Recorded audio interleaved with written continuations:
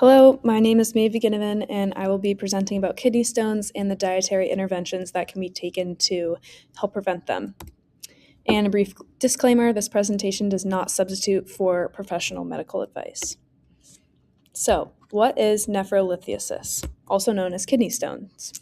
These are hard, solid deposits of mineral or acid salts that form in kidneys when urine becomes too concentrated. They can range in size, being anywhere between less than 2 millimeters or more than 10 millimeters. And there are four types of kidney stones, including the calcium oxalate, which are the most common type of kidney stone, and 75 to 85% of people who get stones have this calcium oxalate kind. And it forms from high oxalate food like chocolate or nuts mixed with high sodium diet. Uric acid is the second type. A uric acid stone is the second type of kidney stone, and it forms when urine is too acidic. And this comes from a high protein diet or gout. Struviate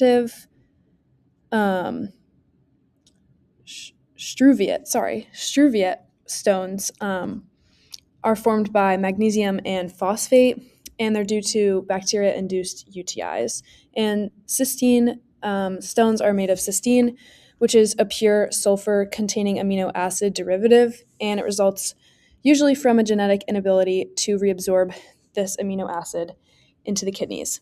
And as you can see in the image on the right, these are the four types of kidney stones and what they look like when they're inside the body. Okay, so this is the epidemiology and the United States. 1 in 11 people get kidney stones in the US, which is about 9 to 10% of the population. And the main causes are from chronic dehydration, high salt or protein diets, obesity, diabetes, and metabolic syndrome. And this condition is common in men, older adults, and white individuals. And it causes roughly $2 billion. It's a $2 billion economic burden annually.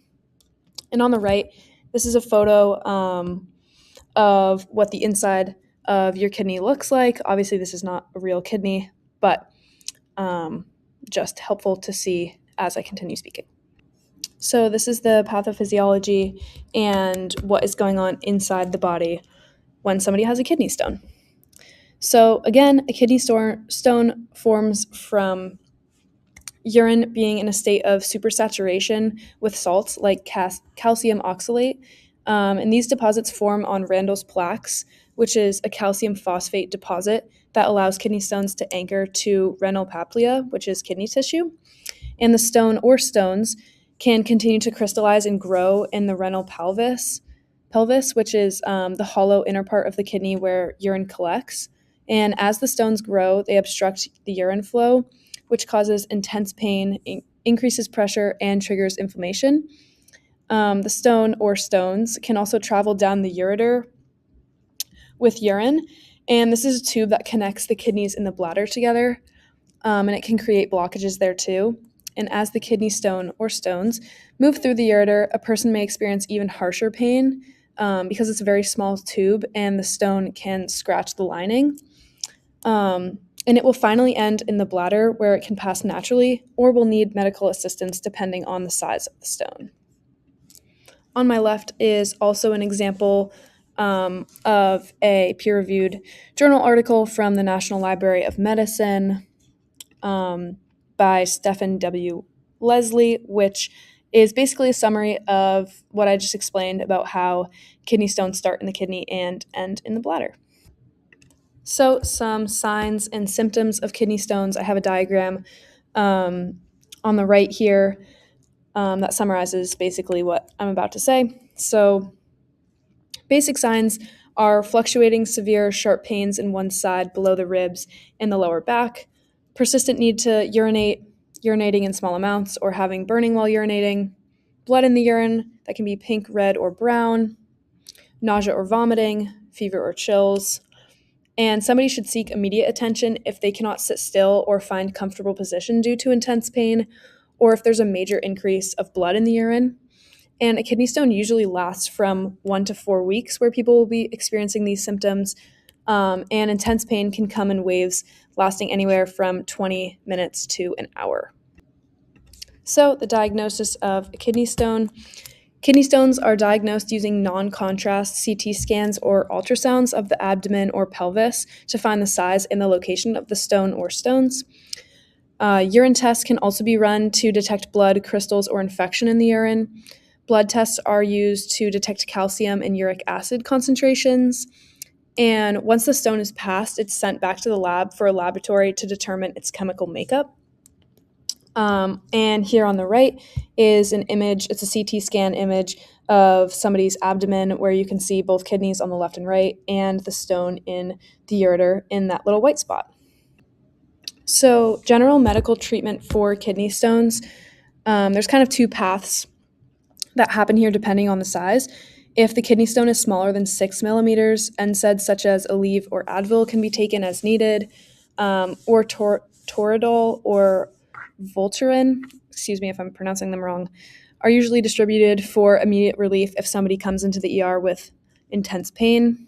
Doctors will recommend to drink 2 to 3 liters of water daily to facilitate the natural passing, and alpha blockers such as tamsulosin are given to relax the ureter to allow the stone to pass naturally. And if it's 6 millimeters or larger, shock wave lithotripsy, or SWL, uses high energy ultrasound shock waves directed from outside the body to break the stone into smaller pieces. And a ureteroscopy can be performed where a small camera is inserted through the bladder to find, break up, and remove the stones. And procedures can also be performed where an incision is made into someone's back to remove the stone or stones directly from the kidney.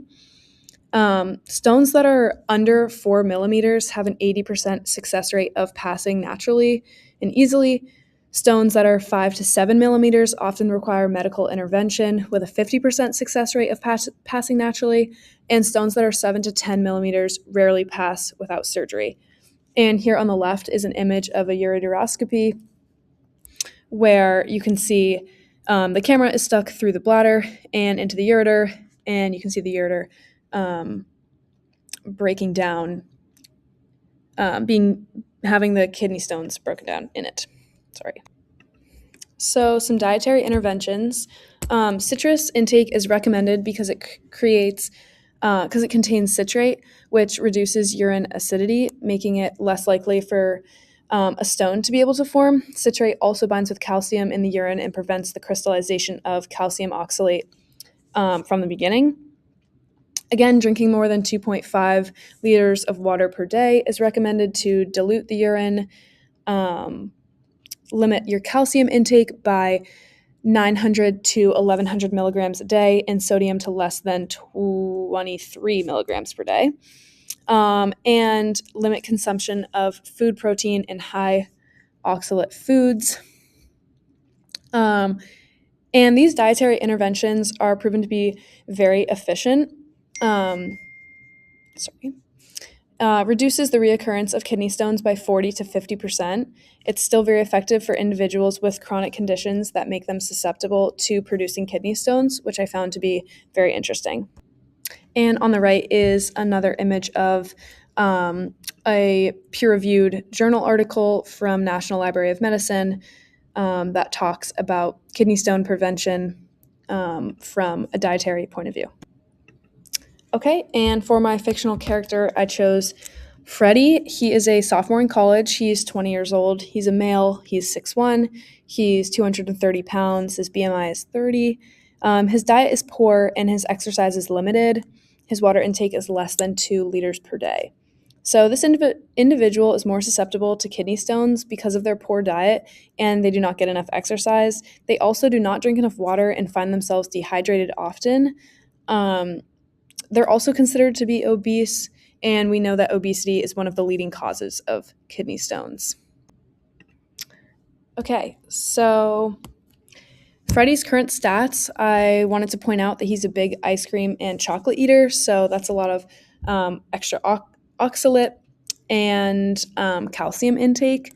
His kilocalories per day are about 2,500 to 2,700, and some macro stats.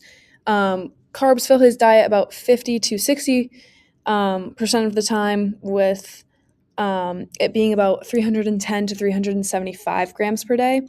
And this is from white bread, sugary drinks, processed snacks.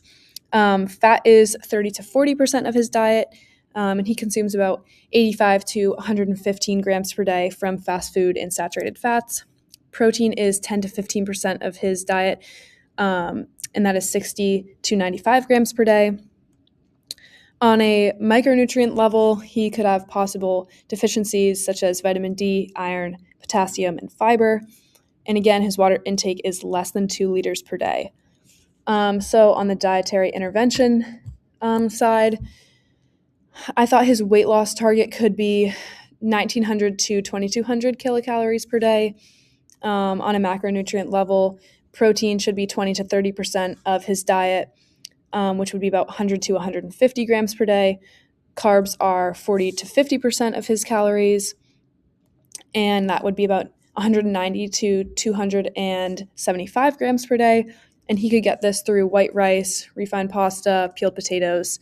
Fat is 25 to 30% of his calories, that being 55 to 75 grams per day. That could be from salmon, cashews, olive oil. He should have an increase in citrus because, as we know, citrus is very good for helping to prevent kidney stones. On a micronutrient level, he should add fruits and vegetables to correct low fiber, potassium, and magnesium. And his water intake should increase to around 3 liters per day. All right, so Freddie's sample menu, I thought for breakfast he could have 2 cups of orange juice, half of a grapefruit to get the citrus, 1 cup of Greek yogurt with half a cup of blueberries, half a cup of oats, and a tablespoon of chia seeds. This breakfast would be high in fiber and citrus and have limited calcium. For lunch, he could have grilled chicken salad with spinach, carrots, cucumbers, and tomatoes, topped with olive oil and lemon juice dressing. For a drink, he could have hot lemon tea with a lemon slice. This would be high in potassium, magnesium, citrus, and lean protein. For dinner, he could have 5 ounces of baked salmon, broccoli, and carrots roasted with olive oil and limited salt, half a cup of white rice, and for a drink, 2 cups of water with a few limes. This would provide him healthy fats, minimal sodium, higher citrus intake, and high fiber. This will all even out to about 2,000 kilocalories, but it will limit processed foods, excess animal protein, sodium, calcium, dehydration, and low micronutrient deficiencies. Thank you so much.